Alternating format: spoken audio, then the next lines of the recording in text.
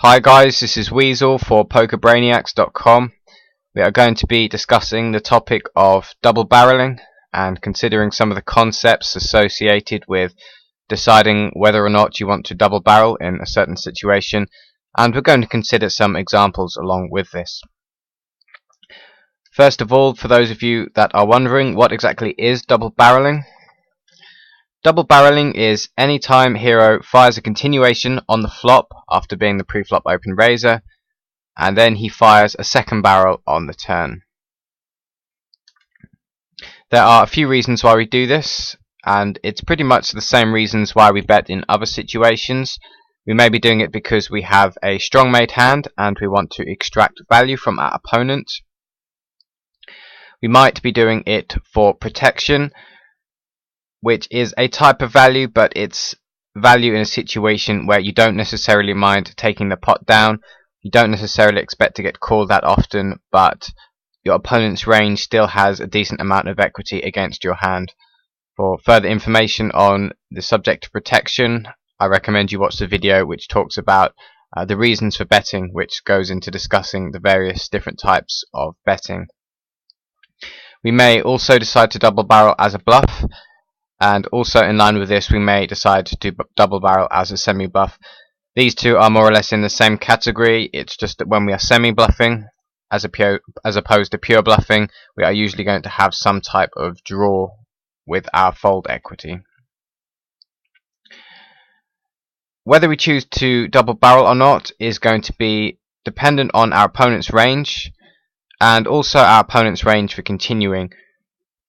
And it's important to consider both. For example, we may be in a situation where our hand is clearly ahead of our opponent's range, but by betting we cause our opponent to fold out all the hands that are behind our hand and only continue with the hands that beat ours, in which case, despite the fact that on the turn we may have had a hand that is way ahead of our opponent's range, by betting we cause our opponent to continue with a range that is not favourable.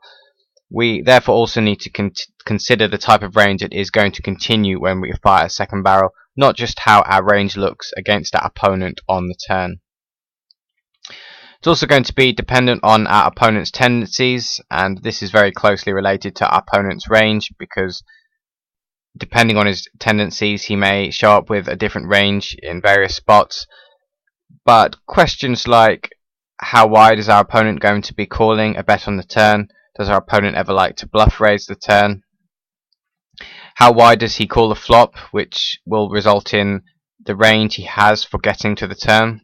If he is very tight on the flop, then he is going to have a tight range that gets to the turn, whereas if he calls a large amount of flops, then his range on the turn is going to be a lot wider. It's dependent on our equity, and this can be both our pot equity and our fold equity. Fold equity being the chance we have, or increased equity we have in the hand, given that our opponent may fold to a second barrel on the turn. But also this depends on the amount of pot equity we have. In the case of having a draw, we want to know how much equity we're going to have against our opponent's range. Also in the case of a made hand, how much equity are we going to have against our opponent's range. It's also going to be dependent on our river plans. In some cases, firing a second barrel in itself may not be profitable, but it becomes profitable given that we plan to fire certain rivers, either for value or as a bluff. In some cases, a second barrel will be profitable by itself, but in other cases, we need to consider what we are going to do on a later street. Finally, whether we choose to double barrel or not is dependent on position, and we will consider some examples where we play a particular holding in a different way depending on whether we are in position or out of position. We are going to consider each of the reasons for betting. We're going to consider where we double barrel for value. We are going to consider where we double barrel for protection. And as the final category, we are going to consider where we double barrel for bluffs or semi-bluffs in one category. To begin with, double barreling for value, and this is probably the most straightforward of the three categories. We have a made hand we think our opponent is going to call with worse hands, we want to fire a second barrel for value against our opponent's weaker made hands or against his draws. For example, let's say we are out of position on the flop.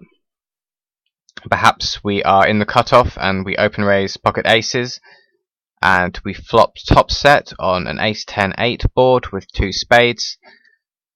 We fire a c-bet on the flop because we have a strong made hand. In fact, we have the strongest hand possible. We have the nuts. We fire a continuation bet and the turn comes to 5 of clubs.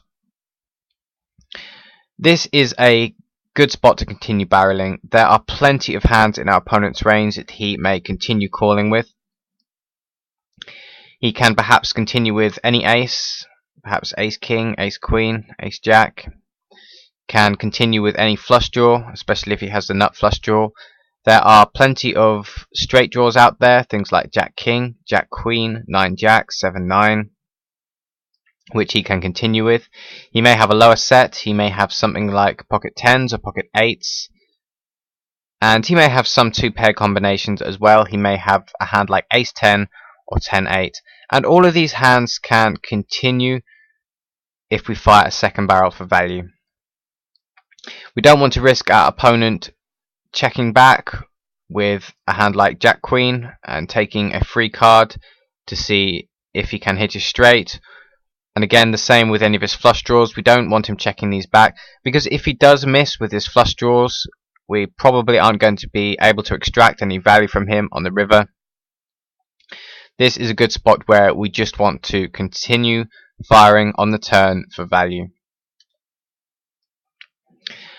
And this brings to our attention one of the principles, and it really just involves value betting in any situation, not just when you are double barreling. You want to barrel wide if there are plenty of draws and or worse hands in our opponent's range. And as we've seen on this board, there are plenty of worse hands that our opponent can continue with.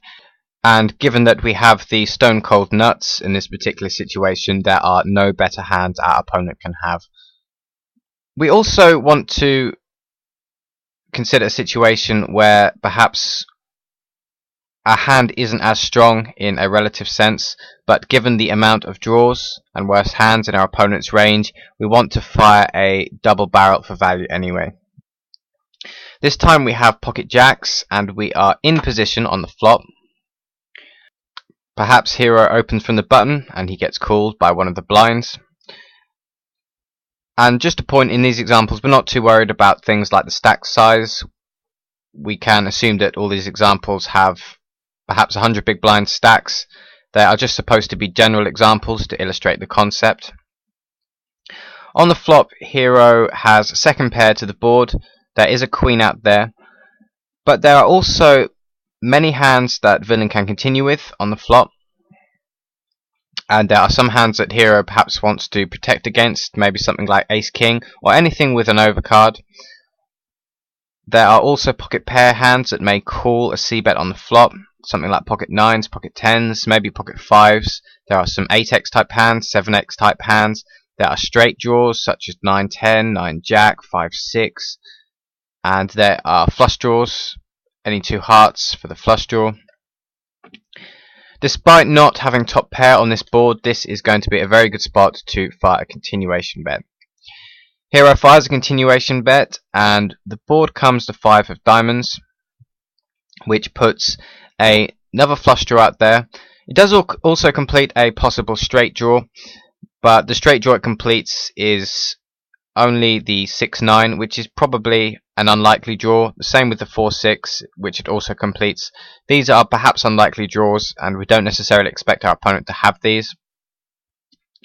But it does make the board a little bit more coordinated. If our opponent had a hand like 6-7, he's now picked up an open ender. If he somehow had any hand with diamonds in, perhaps something like ace-8 of diamonds, he's now picked up a flush draw, and he still has an overcard. There are still many hands in our opponent's range that can call another bet. Any diamond draw, any heart draw, any straight draw. Also, a hand like pocket 10s or pocket 9s may not be too concerned about this 5 of diamonds, seeing as it's not another overcard to villain's hand. He may think it's possible that Hero himself is double barreling something like a diamond draw or a heart draw, and may think it's safe to call again with a hand like pocket tens.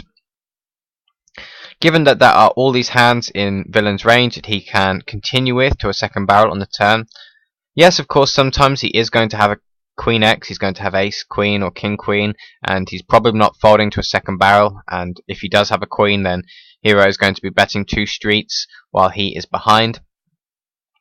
But obviously in poker we want to consider villain's range in its entirety, and there are probably a lot more worse hands in villain's range that can continue to a second barrel than there are hands that beat Hero that are going to continue to a second barrel. It makes sense, despite only having second pair, to fire a second barrel on that particular board. Okay, we've considered a couple of situations where we want to fire a second barrel for value on the turn. Let's consider the situations where we don't want to fire a second barrel for value. In a situation where villain won't continue with worse often enough, just because villain has some worse hands in his range, that doesn't mean it's always correct to value bet. Unlike calling, when you are betting for value, you need to at least have 50% equity against villain's range that is calling, i.e. you need to have more hands that villain's calling that you beat than are calling that beat you, otherwise your value bet is not going to be profitable. Let's consider an example. We have pocket fours. We are in position on the flop. Again, let's just pretend Hero opens from the button and he gets called by the blinds. This particular board, the King 8-3, it seems probably a good board to fire a continuation bet, but mainly as a bluff or maybe also for some protection. We definitely want to protect our pocket fours against a hand like Ace-Jack, or anything with 2 overcards, which is obviously a large part of villain's range. Even something like 10-Jack is going to have 2 overcards, and while it's unlikely villain is going to call with these hands, it's going to be a good outcome for Hero if he can fold out villain's overcard equity with a bet. As a result, Hero decides to fire a continuation bet on this King 8-3 board. Also, there's a good chance that Hero may even fold villain off some of his higher pocket pairs. Perhaps villain can fold a hand like pocket sixes on this board, which would obviously be a great outcome for Hero. But let's say in this example Hero is doing it for protection and maybe some very thin value against ace high. Hero c-bets, and the turn comes the Queen of Spades. In this particular situation, a flush draw out there, and perhaps that is one hand that Hero could legitimately get value from, again by firing another bet. But pretty much all of the worst hands in villain's range are going to be folding to a second barrel. If villain was somehow floating out of position on the flop, which is perhaps somewhat unlikely but possible with a hand like Ace-Jack or maybe 10-Jack or anything with some kind of overcard or backdoor equity, these hands are probably going to be folding to a second barrel. Unless they've particularly picked up spades, which again is a very small part of villain's range, these hands are going to be folding. Even villain's spade draws have a decent amount of equity against Hero's pocket fours, because villain is very likely going to have 2 overcards as well as his flush draw. As a result, it really doesn't make much sense to bet for value here. There are of course bigger pairs in villain's range. Any King X may not be folding. If he's somehow turned a Queen as well, then he's definitely not folding. Perhaps some of the hands like pocket tens want to call again, although these may even be folding. As such, it could even be an okay spot to fire a second barrel if you were playing the appropriate villain. But in a lot of cases, it's probably going to be your best option to just give up in this particular spot. Yes, there are worse hands that are going to call some of the time. You may bet this turn and your opponent may call with a worse hand like Ace-Jack suited, which he's floated to flop with, but this particular occurrence is going to be very rare compared to the times a villain is going to call again with a hand like a King X or pretty much anything that beats pocket fours. The other reason why you may choose not to second barrel for value is the case where check calling or check raising the turn is going to have a higher expectation with your value hand than firing a second barrel is. And this is one of the situations that is really going to be very dependent on villain.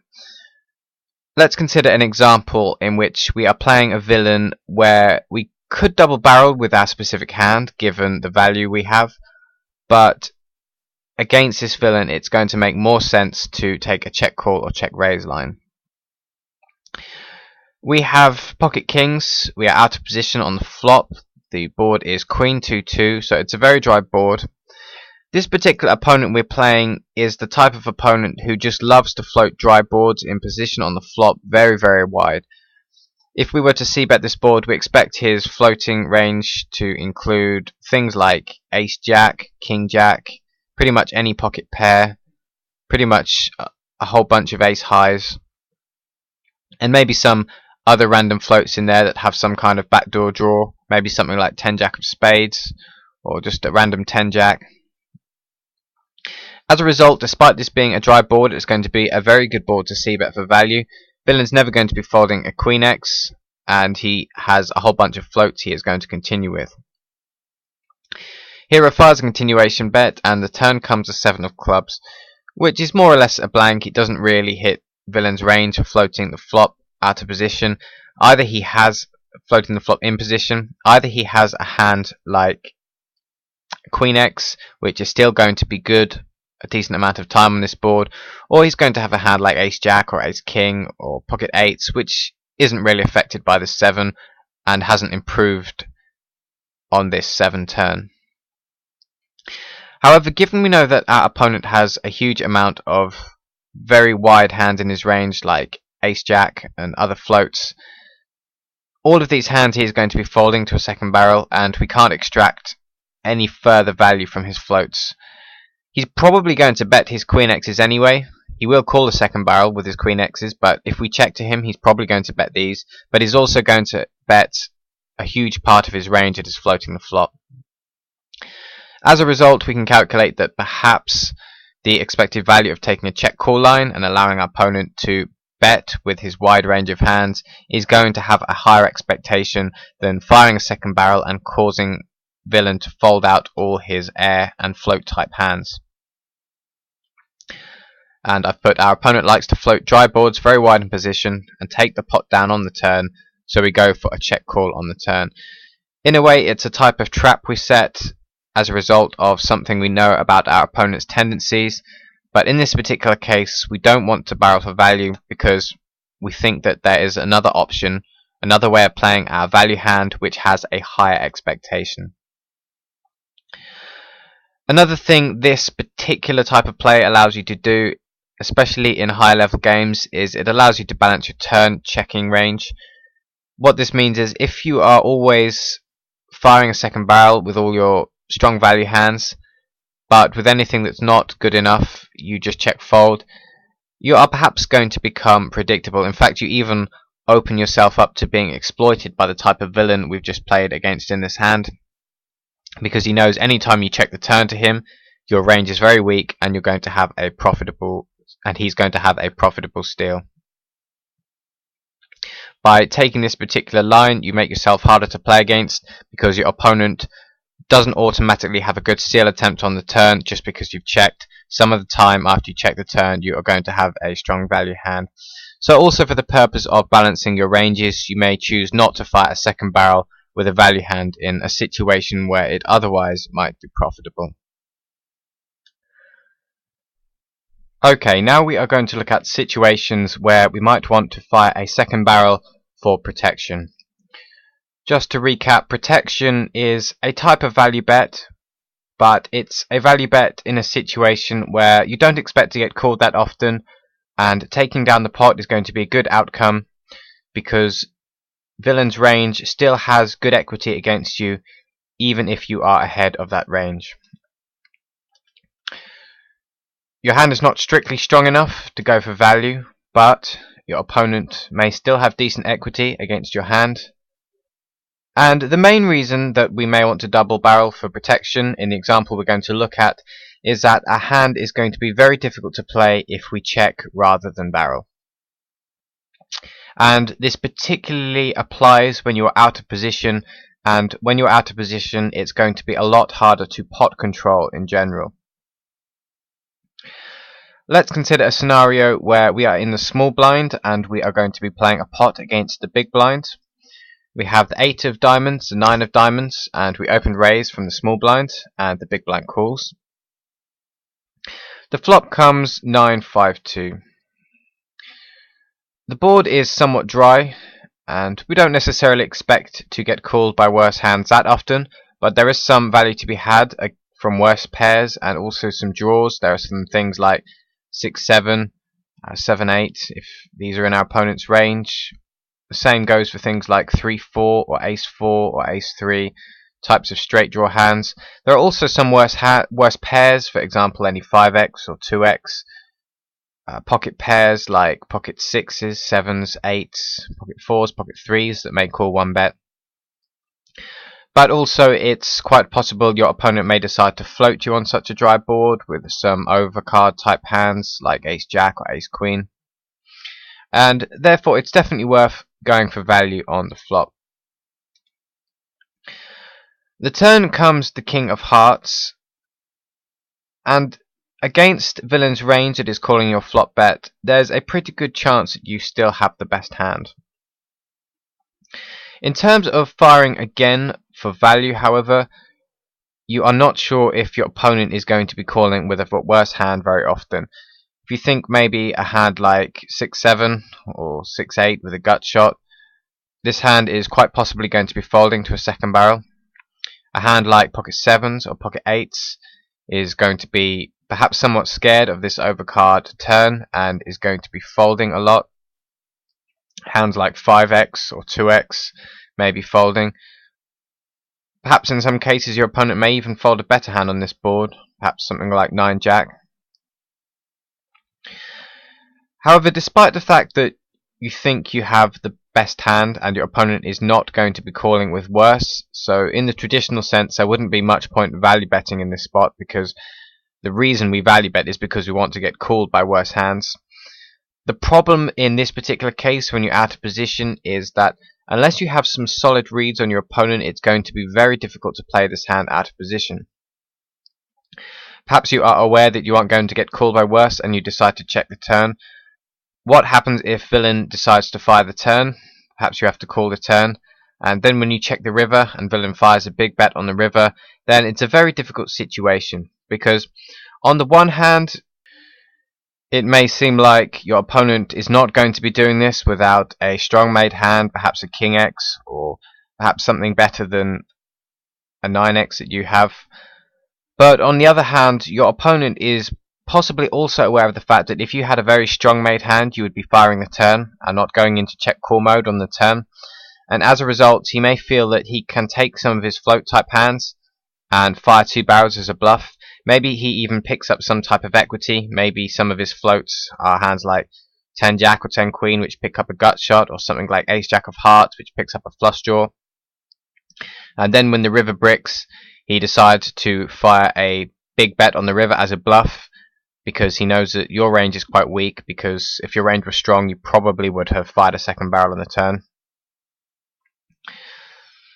Therefore, if you don't know much about your opponent, you don't know how capable he is of firing 2 barrels in this spot as a bluff on the turn and river, then it's going to be a very difficult situation as to whether you should check call or check fold the river. Against some opponents you may actually know that they are never bluffing when they fire the turn and the river, in which case that's fine, you have an easy fold, and hopefully it's going to go check check at some point in the hand if your opponent doesn't have a 9x beat. So perhaps your opponent may take a stab on the turn, but then not follow through with a bluff on the river, in which case you still should be able to play 9s quite easily when you check the turn, if you have decent reads on your opponent. But let's say in this particular situation we don't know whether our opponent is capable of firing 2 barrels as a bluff, given that we are representing a weak range. And as a result, in order to avoid this very difficult situation, it's perhaps a good spot where we'd want to continue barreling on the turn for protection. And it's somewhat of a merge bet in that it's possible your opponent may even fold a hand as strong as pocket jacks if he thinks that you aren't barreling without a king or better. But it's also the case your opponent may call again with some of his heart draws, and may call again with some of his straight draws or gut shots even. Therefore, it's a situation where sometimes worse hands can still call, even if you don't think it's that likely. And other times, better hands may even fold, in which case you're turning your hand into a bluff. So the line between value and bluff here is pretty thin, as it usually is when you are making a bet for protection. But the main reason you are doing it is because you know that the hand is going to be a lot easier to play this way, and you don't put yourself in a difficult situation where you have to play guessing games on the river. And so you just decide to fire 2 barrels. And a situation this occurs very often is going to be in blind v blind battles, and a lot of the time it can't hurt when you flop top pair as a general rule. Unless the turn comes really terrible, it may be a good spot to just fire 2 barrels for value, or value/protection, if the turn comes bad. Because ranges are going to be a lot wider, blind v blind battles anyway. Your opponent can still pretty much maybe have any 2 cards on the turn if he's calling wide pre-flop because he knows he's going to have position, and he's floating wide on the flop because he thinks he can steal on the turn. And as a result, it makes sense to just be barreling more often against a wider range anyway. However, when don't we want to barrel for protection? As discussed, if we understand our opponent's tendencies very well, and we know precisely with what ranges he is going to be firing the turn and river in that last hand, perhaps we know that he's never bluffing, in which case we don't need to barrel the turn for protection because we understand exactly which hands our opponent's going to be betting, and therefore we can decide whether we want to check call or check fold the river with a very good degree of accuracy. And as a result, protection doesn't become so important because we have decent information on our opponent. The other situation where we don't necessarily want to protect a hand as much is when we are in position, because when we are in position we more often have the luxury of pot controlling, and after we've perhaps pot controlled on the turn we can then have a bluff catching opportunity on the river. When we're out of position, it's a lot harder to control the size of the pot. If we check the hand to our opponent on the turn, he has the option of firing 2 barrels. Whereas if we are in position on the turn, we have the option of checking back the turn, and then we can perhaps call 1 more bet, or we can maybe even make that bet ourselves if we think there's value. But either way, because we have a weaker hand, we've managed to limit the amount of money that goes in to 1 more bet on the river, and that's our decision to make because we have the option of checking back the turn. Whereas if we are out of position, our opponent has the option of betting both streets. What we're going to do is we are going to consider the same hand, but this time we are open raising our 8 of diamonds, 9 of diamonds from the button, which means we are going to be in position after the flop.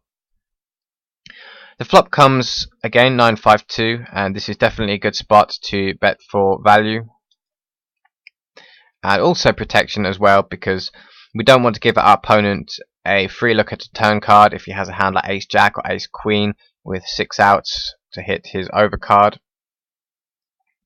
And also there's some value to be had from worse pairs and some of the straight draws out there, the same as in the previous example. Again, the turn comes the king of hearts, and in this particular situation we have now another option that doesn't involve betting for protection. We could still in fact choose to barrel for protection if we really wanted, but it may be that it ends up having a much higher expectation by checking back the turn, and then on the river we can either bluff catch if our opponent bets the river, if we think our opponent's bluffing. If we think our opponent is never betting worse on the river and he's never bluffing, then we can safely fold the river.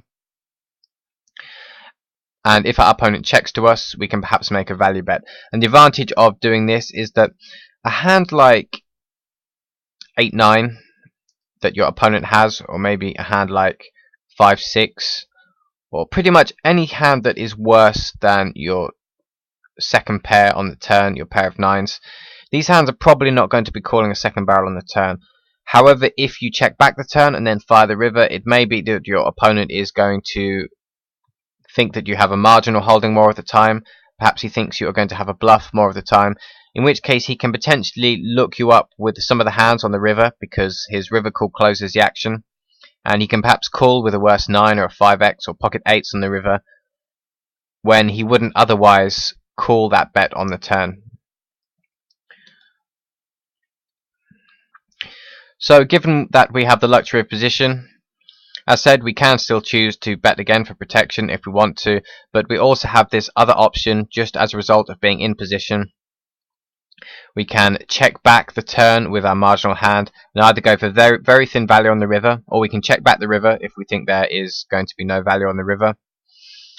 And we have the option of bluff catching on the river, which is going to be cheaper for us, given that we don't need to worry about check calling twice, as in the case when we're out of position. And hopefully taking this line as a result of being in position is going to have a higher expectation than betting again for protection, because as we've seen, there are some issues with betting here because it's not strictly a bet for value, given that we think a lot of worse hands may be folding. Now let's talk about bluffing and semi-bluffing, so when we want to fire a second barrel as a bluff. And the example we are going to look at is going to be in particular about semi-bluffing. And the important factors in deciding whether to fire a second barrel as a bluff is your combined pot equity and your fold equity. And that's what will make the second barrel profitable. In the case of pure bluffing, you are not going to have any pot equity. In most cases, you probably will have some pot equity. It's unlikely that you are going to be drawing dead on any given turn, but it is a possibility. But from your perspective, you are probably not going to factor in any pot equity if you are pure bluffing. You are purely concerned about the percentage of the time that your opponent is going to fold to that second barrel. And it will of course be villain specific. Some villains will be folding certain hands on the turn that other villains will not be. Against some villains you're going to have a lot more fold equity on the turn.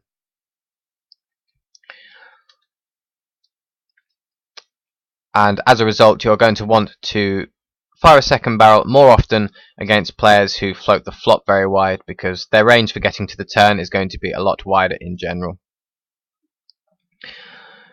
Another good strategy is to barrel more often when you pick up equity.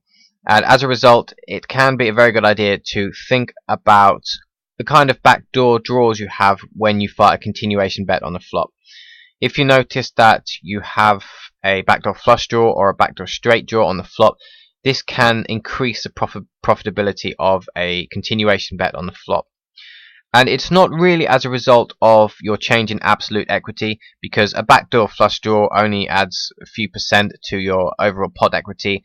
But in terms of how the hand plays out and your overall equity, it can quite significantly increase the profitability of the hand. The reason is, anytime you do turn a draw, you are quite possibly going to be able to put out a big second barrel as a semi-bluff, and it's going to be profitable by virtue of your pot equity and your fold equity.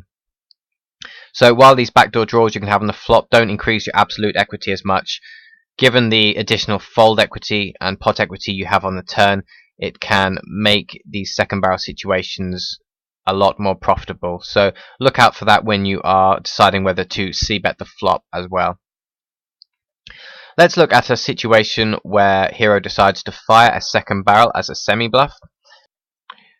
I've included the effective stacks this time at 100 big blinds, just because I want to acknowledge the fact that in some cases you may need to fire a third barrel as a bluff on the river in order to make a hand profitable. Hero is in the cutoff and has the ace of diamonds, 8 of diamonds, and decides to open raise, and the button calls. Hero sees the flop out of position, and the flop is the king of hearts, the 7 of clubs, the 5 of diamonds. It's a very dry board, and Hero should have a decent shot at taking this pot down. Further to what was said previously, Hero notices that on this flop he does actually have several backdoors going for him. If the turn is a diamond, Hero picks up a flush draw. If it's a 6, Hero picks up an open-ended. If the turn is an 8, hero picks up a pair which he may decide to barrel with. Pairs increase your equity, and hero can perhaps treat it as a drawing hand, given that he would then have 5 outs for his 2-pair trips, etc. Any 9 gives hero a gut shot, any 4 gives hero a gut shot. Any of these cards, hero could potentially continue by firing a second barrel on the turn if he felt that his pot equity and fold equity combined were sufficient to make the bet profitable. Let's suppose that villain calls the flop even, and the turn comes the 9 of diamonds. This is obviously one of the better cards for hero. He's picked up both a gut shot and he's picked up a diamond draw. If we assume that this particular villain, his flop calling range, especially on dry boards, is going to include a wide variety of floats, and also pairs a lot worse than King X. So perhaps villain's floating range can have things like pocket 8s, maybe something like 7-8, pocket 9s, 5-6, these kind of hands.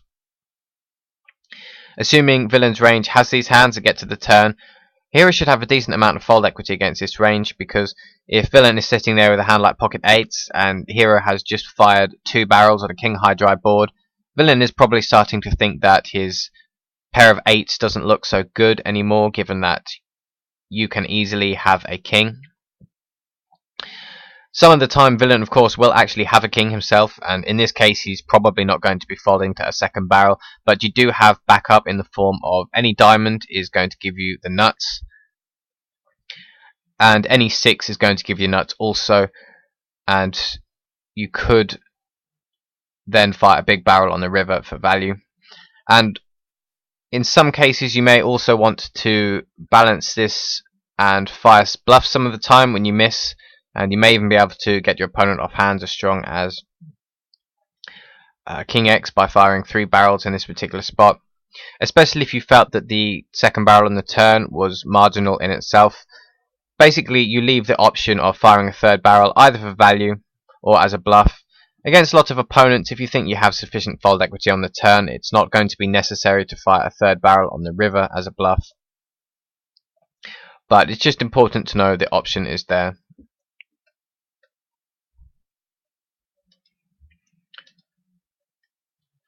Okay, so we've just looked at a good example of when to semi-bluff, but when don't we want to semi-bluff?